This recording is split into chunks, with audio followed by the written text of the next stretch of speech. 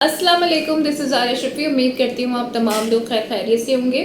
तो जनाब, champions trophy talk of the town बनी हुई है और रिसेंटली अभी भारत के एक न्यूज़ चैनल में एक भारतीय सहाफ़ी ने पाकिस्तानी सहाफ़ी इमरान हाफिज़ साहब को अपने प्रोग्राम में मदऊ किया और प्रोग्राम में मदऊ करने के बाद जी एक तरह से उन्हें इंसल्ट करने की कोशिश की। उन्होंने कहा कि जी हम आपके बॉस हैं, अगर हम पाकिस्तानी क्रिकेट को फंडिंग ना करें तो पाकिस्तान क्रिकेट टीम तो तबाह और बर्बाद हो जाएगी। आप हमसे लड़ते हैं लेकिन लड़ नहीं सकते हैं, और तरह तरह की जी बातें की। जवाब में पाकिस्तानी सहाफ़ी ने भी अर्नब गोस्वामी का जहर, उनका जो गुरूर था, उसे खाक में मिला दिया और साफ साफ बता दिया है कि इस गलत फहमी में आप लोग ये जी रहे हैं और आपको लगता है कि आईसीसी की फंडिंग भारत कर रहा होता है, तो ऐसा बिल्कुल भी नहीं है। तो उन्होंने ये कहा कि अगर आईसीसी की फंडिंग भारत करता है तो फिर क्या भारत के मुकाबले भारत के साथ होते हैं?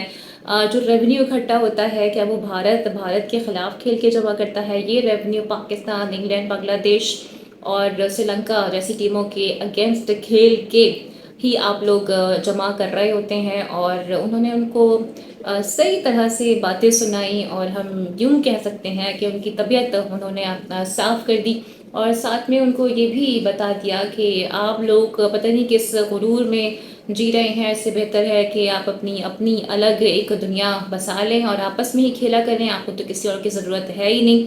आप भारत की ए टीम से खेला करें, आप महाराष्ट्र के साथ खेला करें, यूपी के साथ खेला करें, दिल्ली और मुंबई के साथ खेला करें। इस दौरान जी अर्नब गोस्वामी साहब, जो कि पाकिस्तान के खिलाफ जहर उगलते रहते हैं, और उनकी जानिब से इस किस्म का स्टेटमेंट आना मेरे लिए बिल्कुल भी ताज्जुब की बात नहीं है, क्योंकि एक्सपेक्टेड था कि अर्नब गोस्वामी की जानिब से इस किस्म का कोई स्टूपिड सा फजूल सा स्टांस ज़रूर देखने में आएगा। लेकिन क्या ही बात है जी इमरान हाफिज़ की कि उन्होंने उनकी तबीयत साफ़ कर दी। हाँ, मैं फिर कहूँगी कि उनके जो अंदर का जहर था वो भी उन्होंने सही तरीके से निकाल दिया है। उन्होंने ये भी बता दिया है कि जो आपके भारतीय चैनल्स हैं वो झूठ बोल रहे होते हैं और बेसिकली ये फंडिंग नहीं होती बल्कि कारोबारी शराकतदारी होती है, और भारत इसमें अपना एक भरपूर हिस्सा भी ले रहा होता है। तो अर्नब गोस्वामी और जो भारतीय मीडिया है मुस्तकिल प्रोपेगेंडा कर रहे हैं, और अभी तक उनकी जानिब से यही कहा जा रहा है कि भारत चैंपियंस ट्रॉफी का हिस्सा होगा। कभी वो कहते हैं कि साउथ अफ्रीका में चैंपियंस ट्रॉफी होगी, कभी वो कहते हैं कि इंडिया में होगी, कभी वो हाइब्रिड मॉडल के लिए तगोदो करते हुए नजर आते हैं। और बैकडोर राब्ते भी किए जा रहे हैं जनाब पीसीबी से आईसीसी के थ्रू, लेकिन अभी तक कोई कामयाबी मिली नहीं है और मुझे लगता भी नहीं है कि इस बार कोई कामयाबी उनको मिलने वाली है, क्योंकि बहुत वाशगाब अंदाज में चेयरमैन पीसीबी मोहसिन नकवी साहब ये कह चुके हैं कि चैंपियंस ट्रॉफी अगर होगी तो पाकिस्तान में होगी, और पाकिस्तान से बाहर हाइब्रिड मॉडल पर इस बार पाकिस्तान बिल्कुल भी नहीं जाएगा।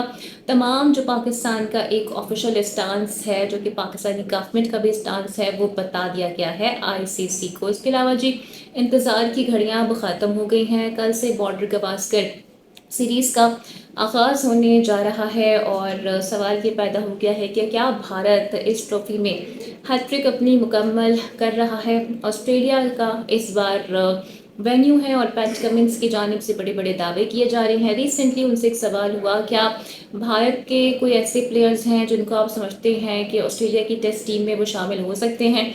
तो उन्होंने कहा कि नहीं जी, ऐसे तो कोई प्लेयर्स ही नहीं है। खैर, बाद में थोड़ी सी जब गैरत दिलाई गई उनको, तो फिर उन्होंने रोहित शर्मा, विराट कोहली और दीगर प्लेयर्स का नाम लिया और बताया कि इनके साथ जी मेरे अच्छे ताल्लुकात हैं। तो भारत के लिए अच्छी खबर ये है कि रोहित शर्मा 24 नवंबर को टीम को ज्वाइन करने वाले हैं। हाँ, कल के मैच में शुभमन गिल नहीं होंगे और रोहित शर्मा नहीं होंगे, लेकिन विराट कोहली जो कि एप्पल ऑफ द आई बने हुए हैं, तो सबकी नज़रें उनकी तरफ हैं। और अगर ऑस्ट्रेलिया में हम उनका ट्रैक रिकॉर्ड देखें तो बड़ा ही शानदार नज़र आ रहा है। और क्या ही बात होगी कि अगर विराट कोहली कोई बड़ी इनिंग्स खेल देते हैं तो मुमकिन तौर पर कहा यह जा रहा है कि केएल राहुल और शायद विराट कोहली ही इस मैच को ओपन करने जा रहे हैं। फिर 2014-15 के बाद से हम ये भी देख रहे हैं कि ऑस्ट्रेलिया जीता भी नहीं है। इसके अलावा अभी T20 वर्ल्ड कप में भी हमने देखा था कि ऑस्ट्रेलिया को भारत के हाथों शिकस्त का सामना करना पड़ा था, तो शिकस्त खुर्दा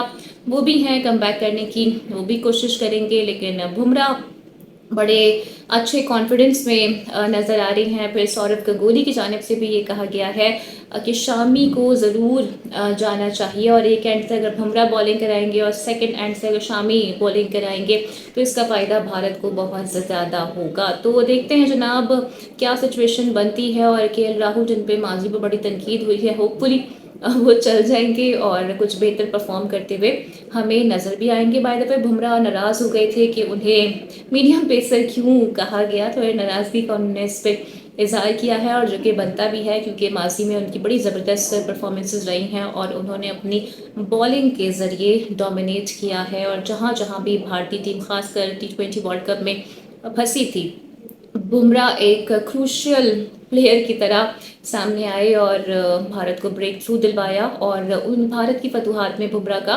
एक बड़ा किरदार भी रहा है। तो लेट्स सी, देखते हैं जनाब पहले टेस्ट का नतीजा क्या निकलता है, पहला दिन कैसा गुजरता है, कंडीशंस किसको फेवर करती हैं, और दो ऑस्ट्रेलियन कंडीशंस हैं तो डेफिनेटली ज़्यादा फेवर उनको ही करेंगी, लेकिन भारतीय टीम को भी हम हल्का बिल्कुल नहीं ले सकते हैं। तो जनाब ये थी आज की लेटेस्ट अपडेट्स। उम्मीद करती हूँ कि आज की वीडियो आपको पसंद आई होगी। Don't forget to like and subscribe my channel. Video को लाइक और शेयर आपको लाजमी करना है। अपना बहुत ख्याल रखना है। अगली वीडियो में आपसे फिर मुलाकात होगी। Till then take care. अल्लाह हाफिज़।